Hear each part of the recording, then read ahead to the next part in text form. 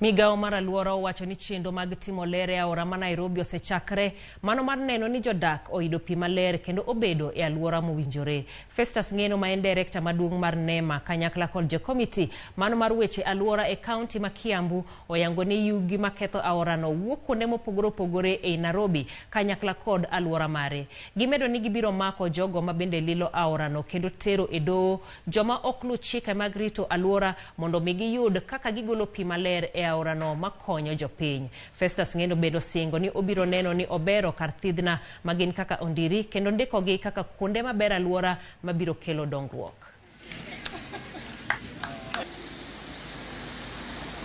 Given the recognition as a wetland of international importance at the Ramsar, because in Kenya we only have 6 wetlands that are under Ramsar, or wetlands of international importance, and we are pleading with our government through our PS that Ondire becomes the 7th wetland of international importance.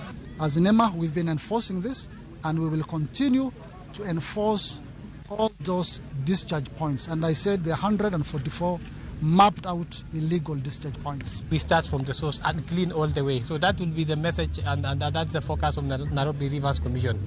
We are going to start from the source for us to be able to manage the rivers. The reason why we are just building up to the launch of the Nairobi Rivers Commission program for us to be able to clean